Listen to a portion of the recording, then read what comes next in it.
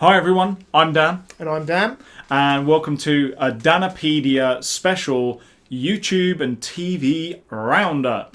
Yeah. So what have you been watching this week on TV?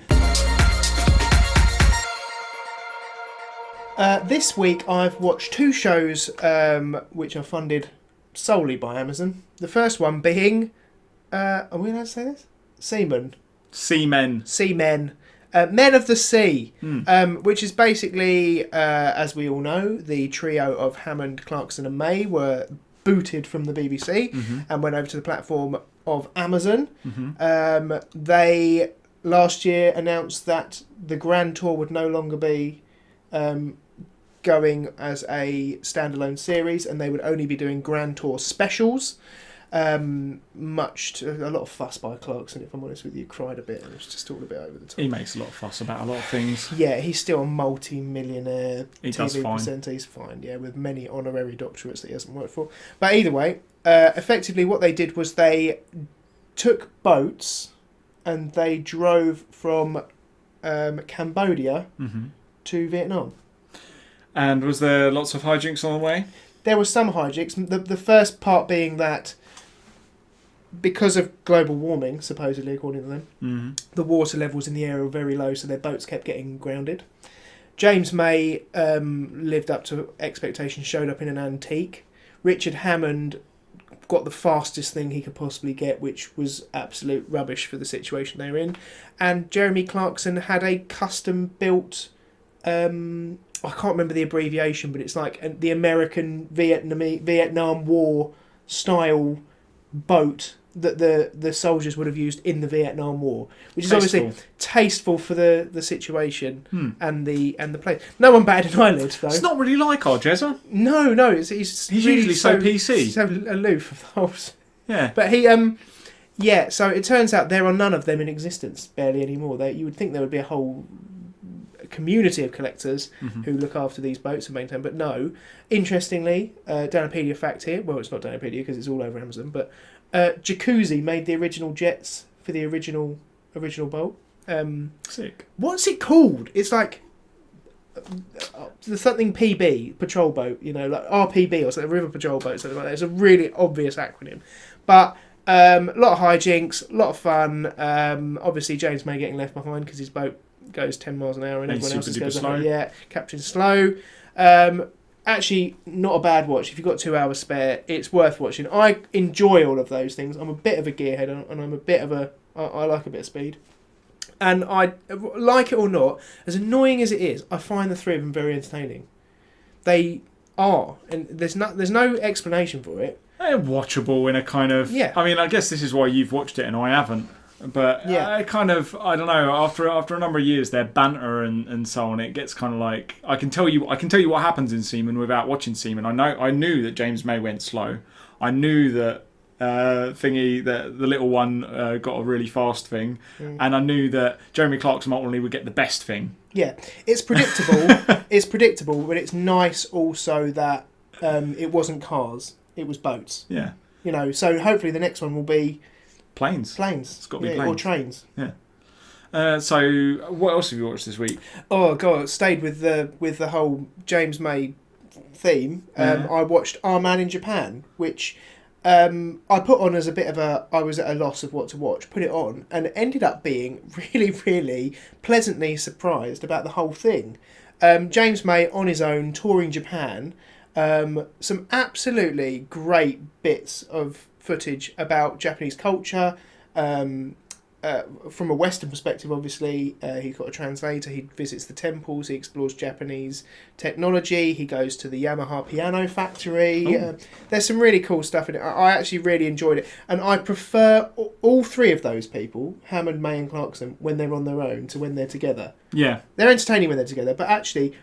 they're better to watch when they're on their own. Jeremy Clarkson's done some stunning history documentaries in the past. I've really enjoyed them, and he doesn't come across a complete pillock in them. No, Richard Hammond's done some really good. I love him on Total Wipeout. Yeah, absolutely. Yeah, Hammond on Wipeout. Yeah, and James May's exactly the same. He's actually really, really entertaining in this. I do like him tinkering with things. Yeah, he does a bit of he gets to wire a piano. Well, when they're at the Yamaha piano factory, he says, "Oh, can I have a go at wiring the piano?" And the guy just says, "No, because this is Elton John's piano." And he went, "Is it?" He goes, "Maybe, yeah, it could be." He said, "Well, have you got a piano that I could do?" And they take him in this like room in the back. There's like an old dusty one. They're like, "Yeah, there you go. You can just knock yourself out on that." But yeah, I mean, it's cool. They go. He throws a bit of Top Gearing in there at one point. He goes to Suzuki, which is the famous Japanese racetrack, and he races Honda 600cc cars. There's a whole racing league of tiny Japanese Hondas that are only available in Japan. Experiences the whole geisha experience. He experiences goes to a robotic sushi bar. Oh yeah, which is cool. It's cool. It's got touch. You have your conveyor belt, your normal thing, but then you've also got a touch screen where you literally go, "I fancy this, this, and this," and another conveyor belt goes, whoosh, and like robots it to you, and the robot can make you a full sushi dish in under a second. You just go boom, boom, boom, boom, all the ingredients just go bang. That sounds sick. Throws it. Unbelievably sick. But another cool thing, which I think I'm annoyed we don't have in this country, if you get 5 empty plates on your sushi bar, you pop your plates into a little slot where where the dish, it goes to the washing. But if you put 5 in, you get entered into a lottery, and then you can win a little prize, like a little toy rolls down a track and comes out on the table. And it's look, I've won, which I would love. I'd eat so much sushi. I had sushi for lunch actually. Of those two shows, I'm definitely down with Our Man in Japan. I'll be checking that out. It's really good, yeah. And they literally travel the whole of Japan, and being in they're in a semi-correspondent role. They get some good access to other things. Like there's a train it's the slowest train in the world, and but it's also the most expensive. They've got a Michelin star chef on board. Oh yeah, it's all glass canopies and everything, so you can really experience cross-country Japan. But could you walk it? No, it's like it's still faster than that. Well, yeah, it's like it takes 6 hours to do a journey that the bullet train does in under an hour. So it's like, but you see all the beautiful scenery and everything. It's like the Orient Express for Japan. Nice. Yeah, it is nice actually. It was a good show and I would recommend it. So we were talking about tinkering, and I think that's a beautiful segue into YouTube.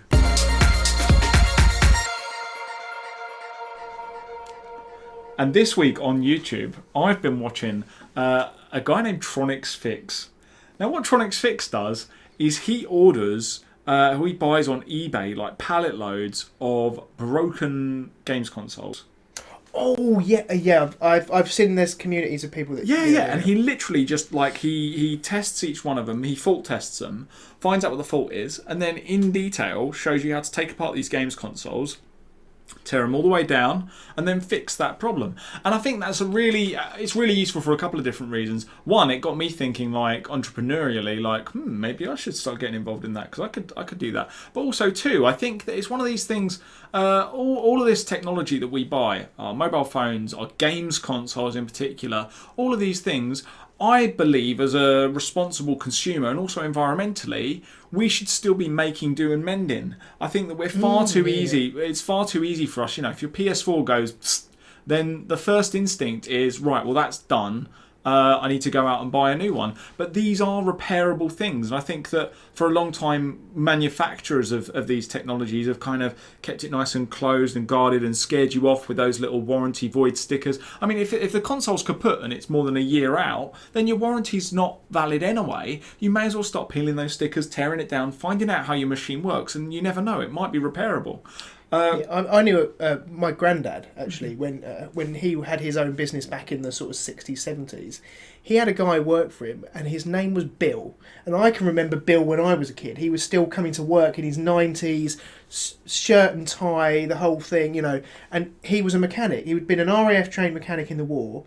Really lovely, just a gentleman. And I can remember once my dad giving him 5 broken chainsaws. Okay, is there anything you can do with that, Bill? And he sort of went, yeah, lovely. Took them all to pieces and made 3 completely new ones from all the good components. He went, there you go, there's your 3 perfectly adequate running brand new chainsaws back. Yeah. And there's none of that anymore. And that was a historic attitude, because at the end of the day, you had what you had, and you couldn't just go out and buy a new one. You had to make do and mend. But manufacturers now make products that are they've got a finite life, so they because they know they want it to break and they want you to go and buy another one. It's the reason that people buy or get a new phone every 2 years. It's what you're talking about is called planned obsolescence, and it 100% exists. Yeah. But this channel, TronicsFix, for example, and there's a couple of others out there as well. They show you how to repair your equipment and to overcome that planned obsolescence.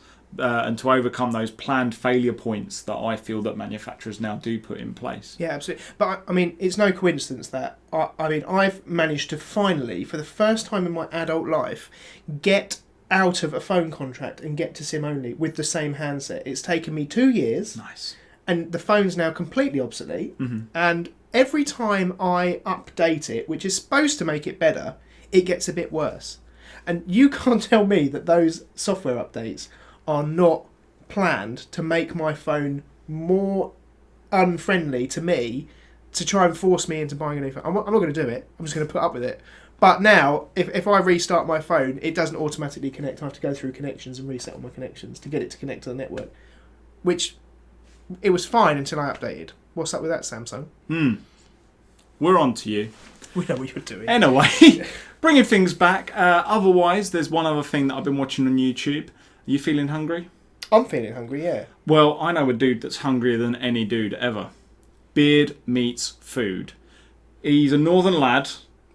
With a big tummy.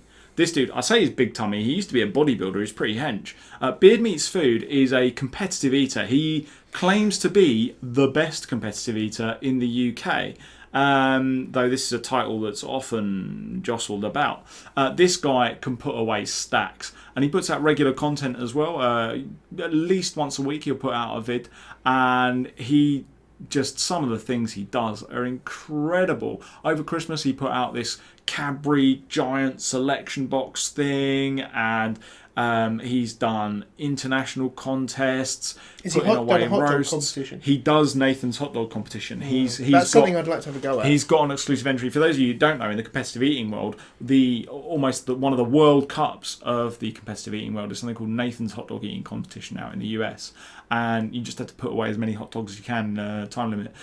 He placed in it. I don't think he placed very high. The guy that has won it most consistently is this tiny Japanese guy. For real? Yeah. He's like, and you look at him, you go, "There's no way he's because there's some big guys up against," and he's literally just throws it away, and he's like, "They go, have you been training for?" No. I just shot on the night. I'm just really hungry. Haven't eaten for a day or two, but bang. But he's got the technique. You know, like those people that can down a pint of beer in like 3 seconds. Yeah, it's got to be a genetic thing that gives him the advantage. I'm pretty sure I can do that. I can't. I've tried so many times. I used to do when I was younger. I want to say party trick. I can swallow whole roast potatoes. I'm all right. I'm not going to risk it. I choked on a grape once. I can get a whole roast potato and just go. Now they are quite soft, but as in I can chug things down. I can put away a pint in about 5 seconds. A pint of water. A pint of because alcohol's bad. Mind you, at the wedding I went to before Christmas, there was a lot of rugby guys there. So obviously the inevitable happened. There was 30 pints of lager laid out on the thing. 2 teams of 15. And one of the guys said, "I'm not doing it, but my wife..." Hang on. The inevitable thing, 2 teams of 15. Like they automatically lined up. Separated to 15. Bang, right, straight. 30 pints of lager, first thing we're going to do. So they line up, and you basically, the idea of this drinking game is, the next person's not allowed to start drinking until the first person's finished the pint. One guy goes, "I'm not going to do it, but my wife is going to stand in for me."